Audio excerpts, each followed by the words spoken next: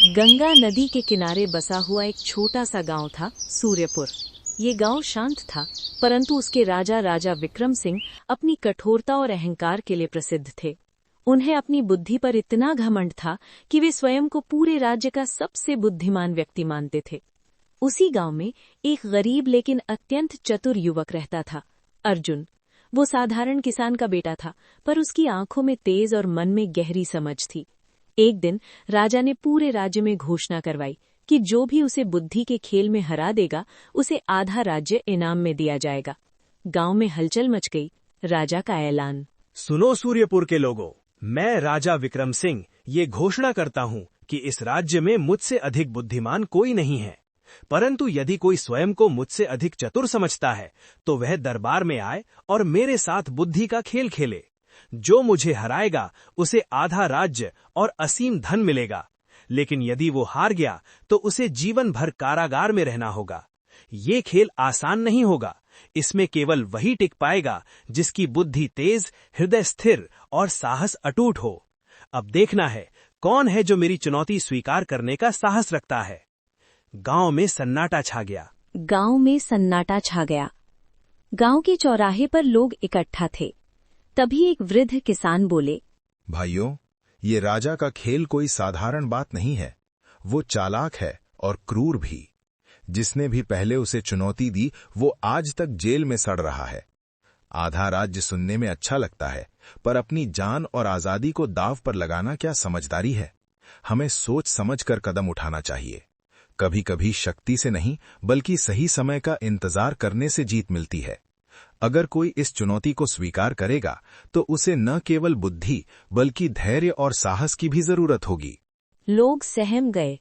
अर्जुन का निर्णय। अर्जुन अपने छोटे से घर में बैठा था। उसकी माँ चिंतित थी। बेटा अर्जुन, मैंने सुना है कि तुम राजा की चुनौती स्वीकार करने की सोच रहे हो। ये रास्ता आसान नहीं है। तुम्हारे पिता भी कभी अन्याय के खिलाफ खड़ी हुए थे और हमने उन्हें खो दिया। मैं तुम्हें खोने का साहस नहीं रखती। धन और राज्य से ज्यादा जरूरी तुम्हारी जिंदगी है। बुद्धि का उपयोग संघर्ष के लिए नहीं बल्कि शांति के लिए करना चाहिए। अगर तुम हार गए तो तुम्हारी माँ अकेली रह जाएगी। मैं चाहती हूँ कि तुम सोच समझ कर फैसला लो। कभी कभी सबसे बड़ी जीत अपने परिवार की सुरक्षा होती है। माँ, मैं जानता हूँ कि आपका डर सही है, पर क्या अन्याय को देखकर चुप रहना भी सही है? राजा अपने अहंकार में लोगों को कैद कर रहा है। ये खेल केवल बुद्धि का नहीं बल्कि सत्य और साहस का है। अगर हम डरकर पीछे हटेंगे तो अत्याचार बढ़ेगा। पिताजी ने मुझे सिखाया था कि सच्ची बुद्धि वही है जो दूसरों के लिए खड़ी हो। मैं लालच में नहीं जा रहा बल्कि न्याय के लिए जा रहा हूँ। अगर मैं जीत गया तो ये राज्य बदल सकता है, और अगर हार भी गया तो कम से कम मुझे ये संतोष रहेगा कि मैंने कोशिश की। माँ, आशीर्वाद दीजिए ताकि मैं सत्य के मार्ग पर अडिग रह सकूं। माँ की आंखों में आंसू थे, पर उन्होंने आशीर्वाद दे दिया। अगले दिन अर्जुन दरबार पहुंचा। सैनिकों ने उसे रोका, पर उसने दृढ़ स्वर में कहा, मैं सूर्यपुर का निवासी अर्जुन हूँ। मैं राजा की चुनौती स्वीकार करने आया हूँ। मुझे न धन का लोभ है और न प्रसिद्धि की चाह। मैं यहाँ ये सिद्ध करने आया हूँ कि बुद्धि का अर्थ केवल घमंड नहीं होता, बल्कि न्याय और विनम्रता भी उसका हिस्सा है। यदि राजा सच में सबसे बुद्धिमान है तो उन्हें एक साधारण युवक से डरना नहीं चाहिए। मुझे दरबार में प्रवेश की अनुमति दी जाए। सैनिक चकित रह गए। तो तुम हो वो युवक जिसने मेरी चुनौती स्वीकार की है। तुम्हारे भीतर साहस तो है, ये मैं मानता हूं, पर साहस और मूर्खता में एक पतली रेखा होती है। तुम्हें लगता है कि तुम मुझे बुद्धि के खेल में हरा दोगे। बहुतों ने ये सोचा, पर सब असफल रहे। फिर भी मैं तुम्हें अवसर दूंगा। कल सुबह पहला प्रश्न पूछा जाएगा।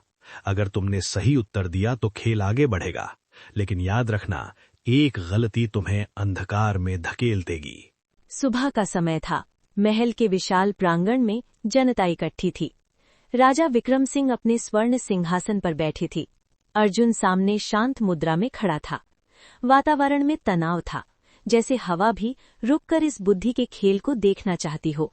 राजा ने हाथ उठाया और सन्नाटा छा गया। अर्जुन, ध्यान से सुनो। मेरा पहला प्रश्न सरल प्रतीत होगा, परंतु उसका उत्तर देना उतना ही कठिन है।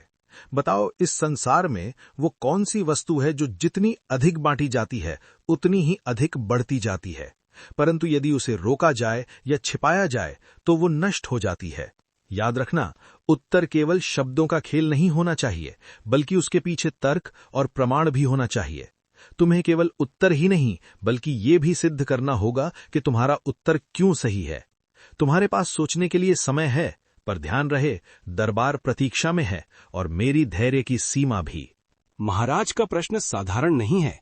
ये पहेली पहले भी कई लोगों से पूछी गई थी, पर कोई संतोषजनक उत्तर नहीं दे पाया।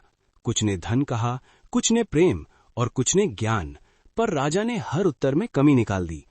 अर्जुन युवा है, अनुभवहीन है, शायद वो भी इसी जाल में फंस जाएगा। महाराज केवल उत्तर नहीं बल्कि उत्तर के पीछे छिपी सोच को परखते हैं। यदि अर्जुन ने जल्दबाजी की तो वो हार जाएगा। ये खेल शब्दों का नहीं बल्कि दृष्टिकोण का है। महाराज, आपके प्रश्न का उत्तर है ज्ञान। ज्ञान ऐसी वस्तु है जो जितना अधिक बांटा जाए उतना ही बढ़ता है। जब एक गुरु अपने शिष्य को ज्ञान देता है तो उसका ज्ञान कम नहीं होता, बल्कि वो और स्पष्ट और प्रबल हो जाता है। यदि ज्ञान को रोका जाए, छिपाया जाए या केवल अपने स्वार्थ के लिए रखा जाए तो वो धीरे धीरे समाप्त हो जाता है, क्योंकि ज्ञान का स्वभाव प्रवाह है। जिस प्रकार बहता हुआ जल स्वच्छ रहता है और रुका हुआ जल सड़ जाता है, उसी प्रकार साझा किया गया ज्ञान जीवित रहता है और रोका गया ज्ञान मृत हो जाता है। इसलिए मेरा मानना है कि संसार में सबसे मूल्यवान और बढ़ने वाली वस्तु ज्ञान ही है। अर्जुन, तुम्हारा उत्तर सुनने में प्रभावशाली है, परंतु क्या तुम ये सिद्ध कर सकते हो कि ज्ञान हमेशा बढ़ता है? यदि कोई व्यक्ति गलत ज्ञान फैलाए तो क्या वो भी बढ़ेगा? और यदि ज्ञान इतना ही शक्तिशाली है तो इस राज्य में अज्ञान क्यों है? क्या तुम्हारा उत्तर केवल आदर्शवाद है या वास्तविकता? मैं तुम्हें चेतावनी देता हूं, बुद्धि का खेल केवल सुंदर शब्दों से नहीं जीता जाता। तुम्हें ये सिद्ध करना होगा कि तुम्हारी सोच धरातल पर भी उतनी ही मजबूत है जितनी शब्दों में प्रतीत होती है। सभी की नजरें अर्जुन पर टिक गईं। महाराज, आपने उचित प्रश्न उठाया है। गलत ज्ञान वास्तव में अज्ञान है और अज्ञान भी फैल सकता है, परंतु वो टिकता नहीं। सत्य ज्ञान समय की कसौटी पर खरा उतरता है, जबकि गलत जानकारी अंततः स्वयं ही नष्ट हो जाती है। जहां तक राज्य में अज्ञान की बात है, वो इसलिए है क्योंकि ज्ञान को स्वतंत्र रूप से बहने नहीं दिया गया। यदि शिक्षा और सत्य को प्रोत्साहन मिले तो अज्ञान स्वतः समाप्त हो जाएगा। ज्ञान का स्वभाव प्रकाश की तरह है। एक दीपक से 1000 दीपक जल सकते हैं, पर मूल दीपक की लौ कम नहीं होती। इसी प्रकार सच्चा ज्ञान बढ़ता है और समाज को प्रकाशित करता है। इसलिए मैं अपने उत्तर पर अड़िग हूँ। दरबार में तालियां गूंज उठी। राजा के चेहरे पर गंभीरता आ गई। दरबार समाप्त हुआ, पर रात में महल के एक कक्ष में राजा और उनका मंत्री गुप्त चर्चा कर रहे थे। ये युवक साधारण नहीं है। उसके शब्दों में आत्मविश्वास और तर्क दोनों हैं। यदि वो इसी प्रकार आगे बढ़ता रहा तो वो जनता का प्रिय बन जाएगा। मुझे केवल खेल नहीं जीतना है, बल्कि अपनी सत्ता भी सुरक्षित रखनी है। अगले प्रश्न में केवल बुद्धि नहीं बल्कि परिस्थिति का जाल होगा। मैं ऐसा प्रश्न पूछूंगा जिसमें उत्तर सही हो पर परिस्थिति उसे गलत सिद्ध कर दे। देखना है अर्जुन केवल विचारों में चतुर है या वास्तविकता में भी। मंत्री ने सिर झुका दिया। सुबह का दरबार पहले से अधिक भरा हुआ था। जनता में उत्सुकता थी, दरबारियों में बेचैनी और राजा के चेहरे पर एक रहस्यमयी मुस्कान। अर्जुन शांत खड़ा था, पर उसकी आंखें हर हलचल को पढ़ रही थी। राजा ने संकेत किया और सैनिक एक बड़ा लोहे का संदूक दरबार के बीच में रख गए। अर्जुन, आज का प्रश्न केवल शब्दों का नहीं बल्कि परिस्थिति का है। इस संदूक के भीतर 3 वस्तुएं हैं, सोना, विष और एक पत्र। तुम्हें इनमें से केवल एक चुनने की अनुमति होगी। यदि तुम सोना चुनते हो तो तुम्हें तुरंत धन मिलेगा, पर खेल यहीं समाप्त हो जाएगा और तुम पराजित माने जाओगे। यदि विष चुनते हो तो तुम्हें उसे पीना होगा। यदि जीवित बच गए तो विजेता कहलाओगे, और यदि पत्र चुनते हो तो उसमें जो लिखा है उसका पालन करना अनिवार्य होगा, चाहे परिणाम कुछ भी हो। तुम्हारे पास सोचने का अवसर है। बताओ, तुम्हारी बुद्धि तुम्हें क्या चुनने को कहती है? महाराज की ये चाल अद्भुत है। सोना लोभ का प्रतीक है, विष साहस की परीक्षा है और पत्र अज्ञात भविष्य का संकेत। जो भी विकल्प चुना जाए उसमें जोखिम है। अधिकतर लोग भय या लालच में निर्णय लेते हैं। यही वह क्षण है जहां बुद्धि डगमगाती है। अर्जुन को ये समझना होगा कि प्रश्न वस्तुओं का नहीं बल्कि उनके पीछे छिपे उद्देश्य का है। यदि वह बाहरी रूप देखकर निर्णय करेगा तो हार जाएगा, परंतु यदि वह राजा के मन को पढ़ ले तो शायद रास्ता निकाल सके। महाराज, आपने 3 विकल्प दिए हैं, परंतु वास्तव में ये केवल चयन का भ्रम है। सोना स्पष्ट रूप से लालच की परीक्षा है और उसे चुनना तत्काल हार को स्वीकार करना होगा। विष साहस का प्रतीक प्रतीत होता है, परंतु यह मूर्खता भी हो सकती है, क्योंकि जीवन दांव पर लगाना बुद्धिमानी नहीं कहलाता। अब बचता है पत्र, जो अज्ञात है। अज्ञात में भय भी है और संभावना भी। सच्ची बुद्धि वही है जो भय से नहीं बल्कि विवेक से निर्णय ले। इसलिए मैं पत्र चुनता हूं, क्योंकि जो व्यक्ति अज्ञात का सामना करने का साहस रखता है वही वास्तविक अर्थ में बुद्धिमान कहलाता है। दरबार में हलचल मच गई। राजा ने हल्की मुस्कान के साथ संदूक खुलवाया। पत्र अर्जुन को दिया गया। उसने उसे खोला और पढ़ा। उसमें लिखा था, जो ये पत्र चुने उसे आज आधी रात को अकेले जंगल के प्राचीन मंदिर में आना होगा। वहां उसकी अगली परीक्षा होगी।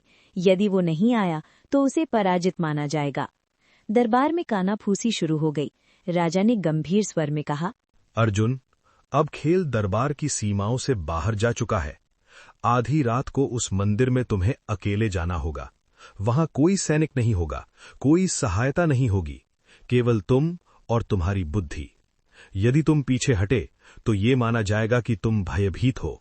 याद रखो, बुद्धि केवल उत्तर देने में नहीं बल्कि कठिन परिस्थितियों में टिके रहने में भी होती है। देखना है तुम्हारा साहस शब्दों जितना ही प्रबल है या नहीं।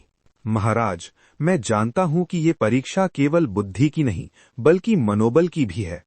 आधी रात का जंगल भय उत्पन्न करता है और अकेलापन मन को डगमगाता है, परंतु जो सत्य के मार्ग पर चलता है उसे अंधकार भी रोक नहीं सकता। मैं उस मंदिर में अवश्य जाऊंगा।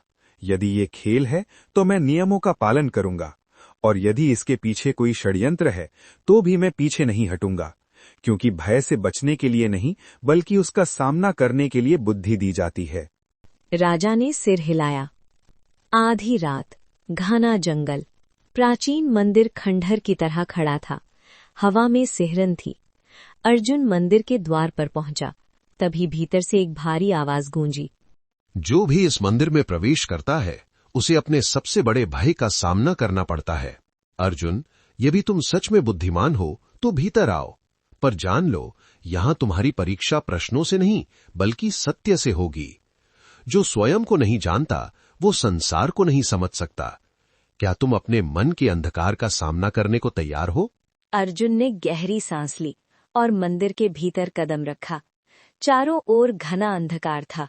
केवल टूटी हुई छत से आती चांदनी की हल्की किरणें फर्श पर पड़ रही थीं। दीवारों पर प्राचीन चित्र उकेरे थे, युद्ध, विश्वासघात और तपस्या के दृश्य। अर्जुन ने चारों ओर देखा। तभी सामने एक दीपक स्वयं जल उठा।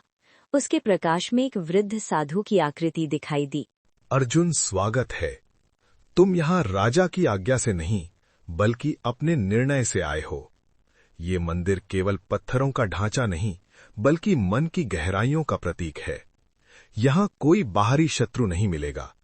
तुम्हें अपने भीतर के संशय, भय और अहंकार से जूझना होगा।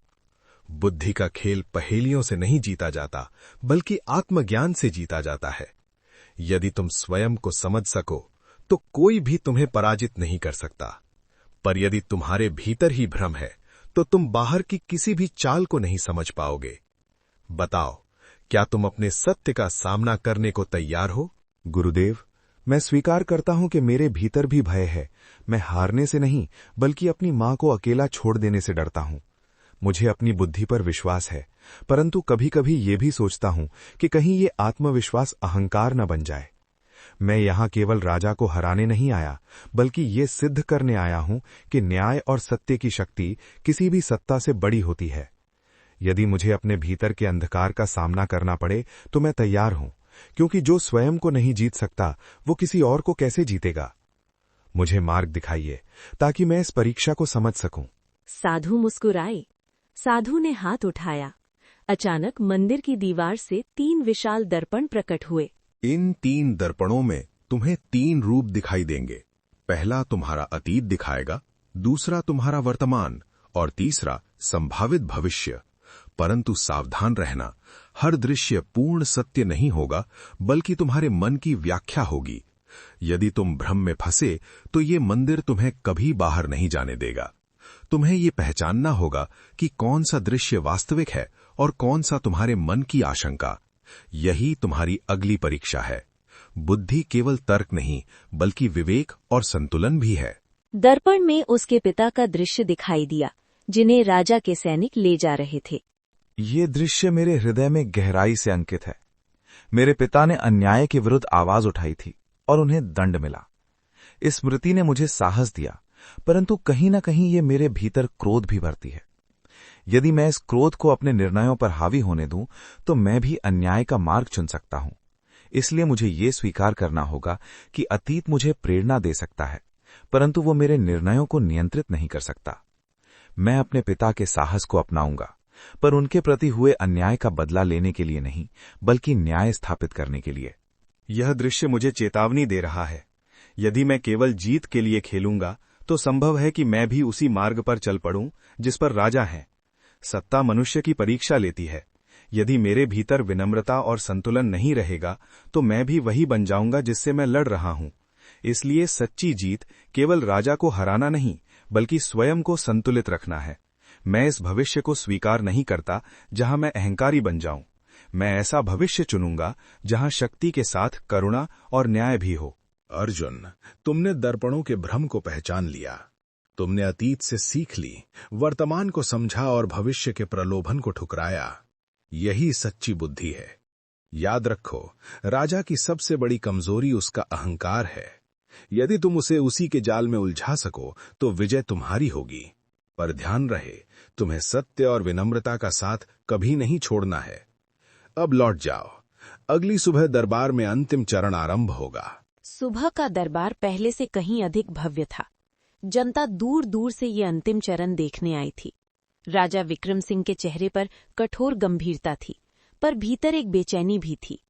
अर्जुन मंदिर की परीक्षा पार कर चुका था और अब वो पहले से अधिक शांत दिखाई दे रहा था। ढोल बजे, सभा आरंभ हुई। अर्जुन, तुमने अब तक की सभी परीक्षाएं पार कर लीं, परंतु अंतिम चरण सबसे कठिन है। अब कोई पहेली नहीं होगी, कोई दर्पण नहीं होगा और कोई गुप्त मंदिर नहीं होगा। आज तुम्हें मुझे हराना नहीं, बल्कि स्वयं को सिद्ध करना है। मैं तुम्हें एक अवसर देता हूं। तुम दरबार के सामने मुझे एक ऐसा प्रश्न पूछो जिसका उत्तर मैं न दे सकूं। यदि मैं उत्तर न दे पाया तो मैं तुम्हारी बुद्धि स्वीकार करूंगा, पर यदि मैं उत्तर दे दूं तो तुम्हारी पराजय निश्चित होगी। ध्यान रहे, प्रश्न ऐसा होना चाहिए जिसमें तर्क, सत्य और चुनौती तीनों हों। अब देखना है तुम्हारी बुद्धि कितनी गहरी है। महाराज ने चालाकी से खेल को पलट दिया है। अब प्रश्न पूछने की जिम्मेदारी अर्जुन पर है। यदि प्रश्न साधारण हुआ तो महाराज आसानी से उत्तर दे देंगे। यदि प्रश्न अत्यधिक जटिल हुआ तो उसे भ्रम मानकर अस्वीकार किया जा सकता है। अर्जुन को ऐसा प्रश्न पूछना होगा जो राजा के ज्ञान नहीं, बल्कि उनके अहंकार को चुनौती दे, क्योंकि सच्ची कमजोरी वहीं छिपी है।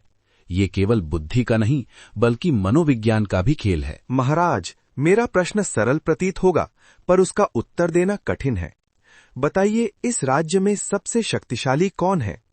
यदि आप स्वयं को कहते हैं तो कृपया ये सिद्ध कीजिए कि आपकी शक्ति जनता की इच्छा से अधिक है। यदि आप जनता को कहते हैं तो स्वीकार कीजिए कि आपकी शक्ति उन्हीं से आती है। और यदि आप ईश्वर को कहते हैं तो मान लीजिए कि आपकी सत्ता अस्थायी है। मेरे प्रश्न का उत्तर केवल शब्दों से नहीं, बल्कि सत्य से दीजिए, क्योंकि शक्ति का वास्तविक अर्थ वही जानता है जो उसे संभाल सके। बताइए, इस राज्य में सबसे शक्तिशाली कौन है? अर्जुन, तुम्हारा प्रश्न चतुराई से बुना गया है। यदि मैं स्वयं को सबसे शक्तिशाली कहूं तो ये स्वीकार करना होगा कि मेरी शक्ति जनता के समर्थन के बिना टिक नहीं सकती। यदि मैं जनता को कहूं तो ये मानना होगा कि मैं उनका सेवक हूं, स्वामी नहीं। और यदि मैं ईश्वर को सर्वोच्च कहूं तो ये स्वीकार करना होगा कि मेरी सत्ता क्षणिक है। तुम्हारा प्रश्न वास्तव में शक्ति की परिभाषा पर प्रहार करता है परंतु मैं कहता हूं कि शक्ति वही है जो व्यवस्था बनाए रखे, और इस राज्य में व्यवस्था मेरे हाथों में है। जनता में असंतोष की हल्की आवाजें उठी। अर्जुन ने शांत स्वर में फिर कहा, महाराज, व्यवस्था भय से नहीं, विश्वास से चलती है। यदि जनता भयभीत है तो वो चुप रह सकती है, पर हृदय से समर्थन नहीं देगी। सच्ची शक्ति वही है जो लोगों के मन में सम्मान उत्पन्न करे, न कि डर। आपने स्वयं स्वीकार किया कि आपकी शक्ति व्यवस्था पर आधारित है, पर व्यवस्था तब तक स्थायी नहीं होती जब तक वो न्यायपूर्ण न हो। इसलिए मैं कहता हूं कि इस राज्य में सबसे शक्तिशाली जनता है, क्योंकि वही किसी राजा को महान भी बना सकती है और उसे त्याग भी सकती है। यदि आप इस सत्य को स्वीकार कर लें तो आप वास्तव में सबसे महान शासक बन सकते हैं। अर्जुन, आज तुमने मुझे पराजित नहीं किया, बल्कि मुझे आईना दिखाया है। मैंने अपनी शक्ति को अहंकार समझ लिया था। तुम्हारा प्रश्न मेरे ज्ञान से नहीं, मेरे हृदय से टकराया। मैं स्वीकार करता हूं कि सच्ची शक्ति जनता में है और राजा केवल उसका संरक्षक होता है। आज से इस राज्य में भय नहीं, बल्कि न्याय का शासन होगा, और मैं घोषणा करता हूं कि अर्जुन इस राज्य का मुख्य सलाहकार होगा, ताकि उसकी बुद्धि राज्य के हित में काम करे। दरबार जयकारों से गूंज उठा। अर्जुन ने विनम्रता से सिर झुका लिया। समापन संदेश। बुद्धि का खेल हमें सिखाता है कि सच्ची बुद्धि तर्क और विनम्रता दोनों का संगम है। शक्ति का अर्थ अधिकार नहीं, बल्कि जिम्मेदारी है। जो स्वयं को जीत लेता है वही संसार को दिशा दे सकता है। दोस्तों, अगर आपको हमारी वीडियो अच्छी लगी हो तो आप लोग हमारी वीडियो को लाइक और चैनल को सब्सक्राइब जरूर करें। धन्यवाद।